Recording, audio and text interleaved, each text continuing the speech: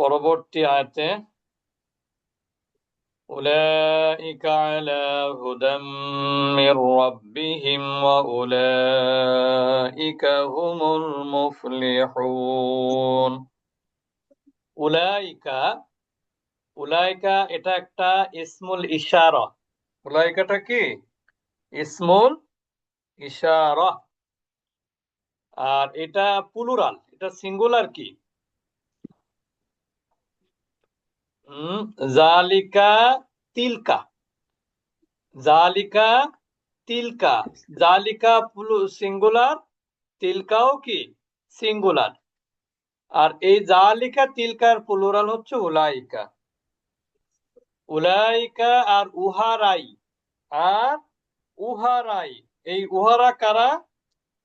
যারা মুত্তাকি, যাদের গুণাগুণের কথা আমরা একটু আগে শুনলাম, ঠিক না? এই যে সূরা আল বাকারার প্রথম 5টি আয়াতে আল্লাহ সুবহানাহু ওয়া তাআলা কোরআনকে হেদায়েত বা পথ প্রদর্শনের গ্রন্থ রূপে যে ঘোষণা করেছেন, এই এই হেদায়েত কাদের জন্য সেগুলো আমরা গত ক্লাসে আমরা জেনেছি। আলা মানে কি? উপরে। আলা মানে কি? উপরে। কিসের উপরে আছে? হুদান, হেদায়েতের উপরে। আর উহারাই কি আছে? হেদায়েতের উপরে। তার মানে এখানে বোঝা যাচ্ছে যে হেদায়েতের উপরে কারা, তাদের পরিচয় হলো এই যে আল্লাযীনা ইউমিনুনা বিল গায়ব ওয়া ইউকিমুনাস সালাত ওয়া মিম্মা রাযাকনাহুম ইউনফিকুন। আর কি? ওয়াল্লাযীনা ইউমিনুনা বিমা উনজিলা ইলাইকা ওয়া মা উনজিলা মিন ক্বাবলিকা ওয়া বিল আখিরাতি হুম ইউকিনুন। উহারাই হচ্ছে কি? হেদায়েতের উপর। কিসের হিদায়েত? মিন মানে থেকে, রব্বি মানে কি? প্রতিপালক, হিম মানে তাদের। তো আমরা আগেও মনে হয় বলেছি আপনাদেরকে, এখানে হিম হলো কিভাবে। আমরা তো জানি যে হুম মানে হলো তাদের, তাহলে এখানে হিম হলো কেন? কারণ হলো হুমের পূর্বের অক্ষরে কি আছে? জের আছে। আমার কথা কি আপনারা ভালোভাবে শুনতে পাচ্ছেন? জি। তাহলে এখানে হিম হওয়ার কারণ হলো হুমের পূর্বে পায়ের নিচে কি আছে? জি। জের আছে। এই জন্য কিন্তু এখানে হিম হয়েছে। তবে একটা জিনিস মনে রাখবেন, যে কেউ যদি বলে হিম হয়েছে মিনের জন্য, এটা কিন্তু ভুল কথা। হিম হয়েছে কার জন্য? তার পূর্বের অক্ষরে জেরের জন্য। এখন পূর্বের অক্ষরে জের হয়েছে কেন, সেইটা যদি বলা হয় তাহলে মিনের জন্য। ক্লিয়ার? জি। অর্থাৎ হুম হয়েছে হিম, তার পূর্বে রবের জন্য, রবের নিচে জের, আর রবের নিচে জের হয়েছে মিনের জন্য। এটা এই কথাটা সঠিক, কিন্তু হিমটা মিনের জন্য হয়েছে এটা কিন্তু সঠিক কথা না। হিমটা কাকে কন্ট্রোল করতে পারে বলেন তো? রবকে। এই মিনটা কাকে কন্ট্রোল করতে পারে? রব পর্যন্ত তার ক্ষমতা। এরপরে এই যে হুম না হিম হবে, এটা নির্ভর করবে তার পূর্বের অক্ষরে যদি জের হয় সেই কারণে হিম হবে, অথবা তার পূর্বের অক্ষরে যদি কি হয়, ইয়া সাকিন। ক্লিয়ার এবার? তাহলে উহারাই যারা তাদের প্রতিপালকের পক্ষ থেকে কিসের উপরে আছে? হেদায়েতের উপরে আছে। ওয়া উলাইকা হুমুল মুফলিহুন। এবং উহারাই হলো হুমুল মুফলিহুন। তারা কি? সফল কাম। উহারাই যারা সফল কাম। তার মানে দেখেন, আল্লাহর পক্ষ থেকে হিদায়তের উপরে কারা থাকবে? যারা কি করবে? অদৃশ্য বিষয়বলির প্রতি ঈমান আনবে, সালাত কায়েম করবে, তারপরে কি আল্লাহর দেয়া রিজিক থেকে আল্লাহর রাস্তায় ব্যয় করবে।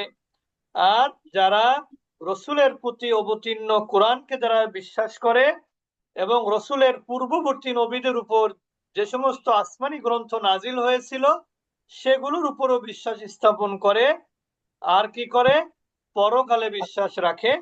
এই সমস্ত লোকেরাই হলো তাদের রবের পক্ষ থেকে হেদায়েতের উপরে আছে এবং উহারাই হলো যারা ওই অবস্থাতে আছে তারাই হলো কি সফল কাম। তাহলে এখানে দুইটা পরিচয়, একটা হচ্ছে যে সফল কারা, সফল হচ্ছে ওরা। মুত্তাকি কারা, মানে সফল কারা, সফল হচ্ছে মুত্তাকিরা। মুত্তাকি কারা, যারা ওই সমস্ত বিষয়ের প্রতি কি করে ঈমান আনে। ক্লিয়ার সবার কাছে এবার? তাহলে এখানে ওয়াওটা কি, ওয়াওটা হলো কনজাংশন। ওয়াওটা কি কনজাংশন, অর্থাৎ ওই সমস্ত লোকেরা একদিকে তার রবের পক্ষ থেকে হেদায়েতের উপরে আছে, এটাও যেমন, আবার উহারাও কি আবার সফল কাম, এটাও তেমন। অর্থাৎ তারা দুনিয়ায়ও সফল, আখিরাতে সফল। দুনিয়াতে সফল বলতে কি বোঝানো হয়? ছেলে মেয়ে মানুষ হওয়া, ডাক্তার ইঞ্জিনিয়ার হওয়া, সফল ব্যবসায়ী হওয়া, সফল চাকরিজীবী হওয়া, নাকি দুনিয়ার সফলকে যে দুনিয়ার জীবনটাকে পরকালীন জীবনের ক্ষেত্র বা ক্ষেত বানিয়ে ক্ষেত মনে করতে পারে তারাই। বুঝতে পেরেছেন? যারা দুনিয়াটাকে পরকালের জন্য ক্ষেত স্বরূপ মনে করে, অর্থাৎ পরকালে যাওয়ার কল্যাণ লাভের জন্য দুনিয়াটা যে একটা মাধ্যম, দুনিয়াটা যে একটা নিজেকে পরকালের জন্য প্রস্তুত করার যে একটা জায়গা, এইটা যারা চিন্তা করে তারাই হচ্ছে কি সফল। তারা দুনিয়াতেও সফল, আখিরাতেও সফল। ইন্নাল্লাযীনা কাফারু সাওয়াউন আলাইহিম আআনযারতাহুম আম লাম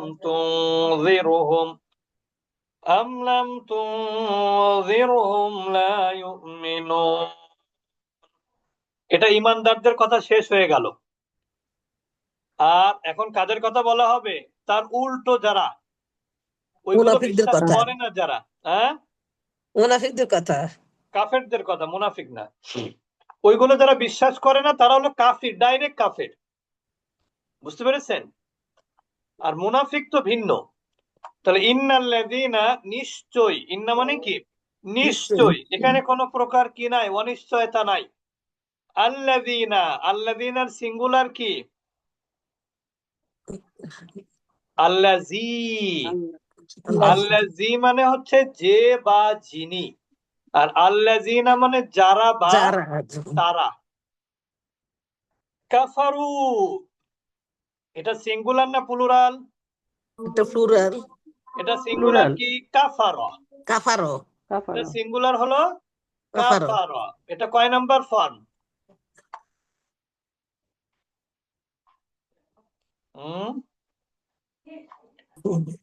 এটা 1 নাম্বার ফর্মের নুন প্যাটার্ন।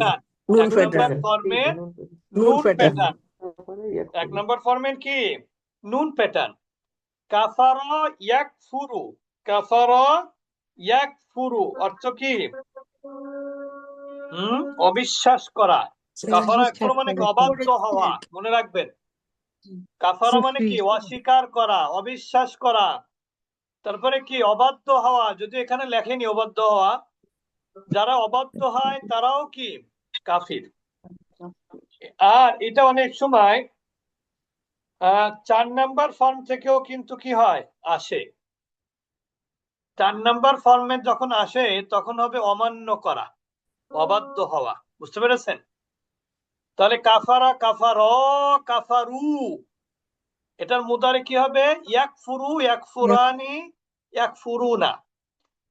সুতরাং নিশ্চয়ই যারা অবিশ্বাস করে তারা কি সাওয়াউন আলাইহিম, তারা হলো সমান। তারা কি সমান। কাদের জন্য? আলাইহিম, তাদের জন্য। যদিও আলা শব্দের অর্থ কি উপরে, কিন্তু এখানে হবে কি আলা মানে জন্য, হিম মানে তাদের। সুতরাং নিশ্চয় যারা অবিশ্বাস করে বা করেছে সমান, তাদের জন্য সমান।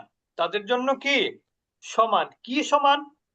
অর্থাৎ তাদেরকে আপনি ভয় ভীতি দেখিয়েছেন, পরকালের আযাবের কথা বলেছেন, তাদেরকে সতর্ক করেছেন, তারপরেও তারা কি করেনি? তারা ঈমান আনেনি। সুতরাং আনজারতাহুম, আনজারা এটা কয় নাম্বার ফর্ম?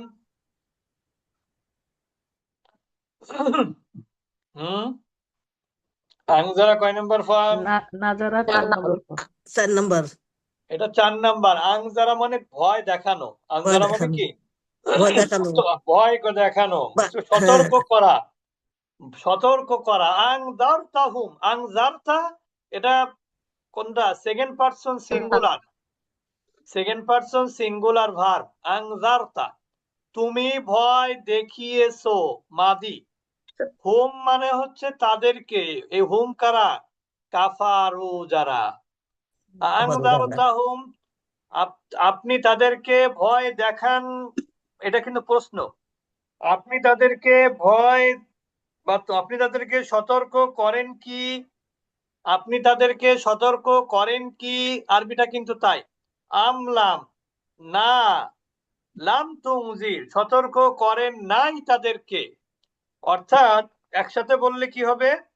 যে আপনি তাদেরকে সতর্ক করেন কিংবা না করেন। কিন্তু শাব্দিক অর্থ কি? আনজারতা, এটা কিন্তু একটা ভার। আনজারতা, আর এই আটা কিন্তু প্রশ্ন। প্রথম আটা কি? প্রশ্ন। প্রশ্ন। জারতাহুম, অর্থাৎ আপনি তাদেরকে ভয় দেখিয়েছেন কি? জি, আপনি তাকে আর ভয় দিয়েছেন কি? নাকি, ভালো করে খেয়াল করেন, আপনি তাদেরকে কি ভয় দেখিয়েছেন নাকি লাম তুনজিরহুম, নাকি দেখান নাই। কথাটা এরকম কিন্তু। আপনি তাদেরকে ভয় দেখিয়েছেন কি নাকি দেখান নাই। লা ইউমিনুন, তারা ঈমান আনবে না, এটা শাব্দিক অর্থ। কিন্তু অর্থটা সুন্দর করতে হলে কি বলতে হবে? আপনি তাদেরকে সতর্ক করেছেন, হ্যাঁ, আপনি তাদেরকে সতর্ক করেন বা কিংবা না করেন। আপনি তাদেরকে সতর্ক করলেও তারা ঈমান আনবে না, আবার না করলে তো আনবেই না। বুঝতে পেরেছেন এবার? এই তার মানে আপনার সতর্ক করা বা না করাটাই হলো কি? সমান। বুঝেছেন এবার সমানটা কিসের? সবাই বুঝেছেন? হ্যাঁ, কেউ কিছু বলেন না, শোনা হচ্ছে না। জি জি।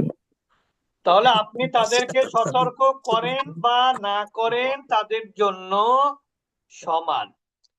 কি সমান? লা ইউমিনুন, তারা আগেও ঈমান আনেনি আর ভবিষ্যতেও কি করবে না? ঈমান আনবে না। তার মানে এই সতর্ক করা বা না করাটা সমান কথা। যেমন আমরা অনেক সময় বলি না যে ভাই তুমি যাও বা না যাও, তুমি ওদের বিষয়টা একটু দেখো। তার মানে কি? আপনি গেলেও দেখতে হবে, না গেলেও দেখতে হবে। তা এখানে কাফেরদেরকে আপনি সতর্ক করলেও তারা ঈমান আনবে না, আর না করলে তো আনবেই না। তার মানে সতর্ক করা বা না করা উভয়টাই তাদের জন্য কি? সমান। সমান। লা ইউমিনুন, কেন সমান কথা? কারণ তারা ঈমান আনবে না, তারা ঈমান আনবে না। তাহলে ইউমিনুন শব্দটা কয় নম্বর ফর্ম? 4 নাম্বার। 4 নম্বর, এটা 4 আসলে নম্বর। এটা কি ছিল? গতকালও মানে একটু বলেছিলাম যে আমানা ছিল প্রথমে। আমানত কি থেকে ছিল? আমানা। নিয়ম কি? যে এখানে ডাবল হামজা, প্রথম হামজাটাই জবর, দ্বিতীয় হামজাটাই কি? সাকিন। তো এরকম পাশাপাশি ডাবল হামজা থাকলে দ্বিতীয় হামজাটাকে প্রথম হামজার হরকত অনুযায়ী, প্রথম হামজার হরকতটা কি? জবর।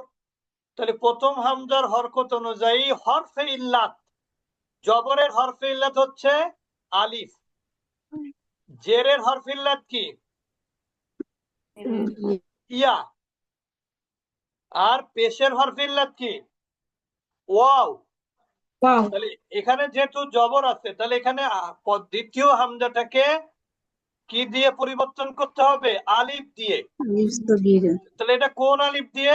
আলিফ সগীরা দিয়ে, অর্থাৎ ছোট আলিফ বা খাড়া জবর দিয়ে। তাহলে এখানে কি হলো?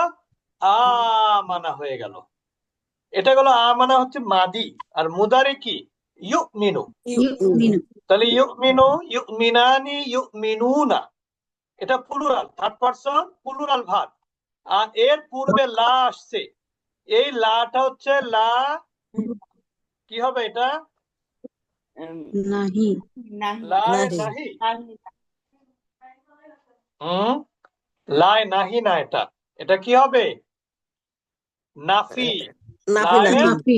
নাফি নাফি। নাফি নাহি হলো এরকম অর্থ হতো যে সে কিছুতেই না, কিছুতেই না, সে ঈমান মানে আনবে না, সে যেন ঈমান না আনে, অথবা তার ঈমান আনা উচিত না, এরকম, নাউজুবিল্লাহ। বরং এটা হচ্ছে কি, তাদের অ্যাটিটিউডটা কেমন হবে সেইটা বলা হচ্ছে। যদি এখানে তাহলে তো নিষেধ হতো, যদি এখানে নিষেধ হতো তাহলে নাহি হতো, এটা নিষেধ না। নুন নুন পড়ে যেত তো ওস্তাদজি, আবার নুন আরেকটা পড়ে যেত জিনিস না। হলো যে নাহি হলে শেষে কিন্তু নুন থাকতো না, তখন কি হতো? লা ইউমিনু, তাই হতো, ঠিক না? তাহলে আপনারা কি বুঝতে পেরেছেন ঘটনা কি? ঈমান কেন আনবে না তারা? কারণ তাদের যতই আপনি সতর্ক করেন অথবা নাই করেন, এগুলো তাদের কোনো যায় আসে না, এটা তাদের জন্য সমান। কারণ তারা কি করবে না, এটা যতই আপনি করেন না কেন, তারা ঈমান আনবে না। তাহলে লা ইউমিনুন শব্দটা হলো নাফি ফেলে মুদারে মারুফ। কি হবে? নাফি ফেলে মুদারে মারুফ, যেখানে না বোধকের অর্থ দেয়, নিষেধের অর্থ না। কিসের অর্থ দেয়? নেগেটিভ অর্থ, নাহির অর্থ না। মনে থাকবে? তাহলে আমরা আগামী ক্লাসে ইনশাআল্লাহ ইলতিকাউল হামজাতাইন। আচ্ছা, তাহলে এখানে আমরা যতটুকু পড়লাম, আগামী ক্লাসে আপনাদের থেকে আমরা কি ধরনের প্রশ্ন করতে পারি? আমরা প্রশ্ন করতে পারি হচ্ছে ওই সমস্ত লোক যারা ঈমান এনেছে অদৃশ্য বিষয়ের প্রতি, তারপরে কি করেছে? নামাজ কায়েম করেছে, আল্লাহর রাস্তায় ব্যয় করেছে, রসুলের প্রতি যা অবতীর্ণ হয়েছে তার উপরে ঈমান এনেছে, তার পূর্ববর্তী নবীদের উপরে যা অবতীর্ণ হয়েছে তার উপরেও ঈমান এনেছে, পরকালের উপর ঈমান এনেছে। আসলে তারা কারা? তাদের কি সেই ঈমান আনার ফলে তাদের অবস্থানটা কি? তাদের অবস্থান হলো তারা আল্লাহ, তাদের রবের পক্ষ থেকে তারা হিদায়াতের উপরে আছে। আর তাদের সফলতা হচ্ছে পরকালীন সফলতা, আর দুনিয়া তারা সফল হবে পরকালে। আর কি হবে? যারা ঈমান আনেনি ওই সমস্ত বিষয়ের প্রতি, তাদেরকে আপনি সতর্ক করেন বা না করেন, এটা তাদের জন্য কি হবে? সমান হবে, অর্থাৎ তাদের কোনো পরিবর্তন হবে না। তারা, আপনি যতই সতর্ক করেন না কেন, তারা ঈমান আনবে না। আর তারা কারা? তারা হলো যারা অস্বীকার করে, অবিশ্বাস করে, তারা হচ্ছেন কারা? কাফারু। তারা হলো কাফারু। বুঝতে পেরেছেন? বিশ্বাসী। জি ইনশাআল্লাহ আমরা আগামী ক্লাসে এভাবে পড়া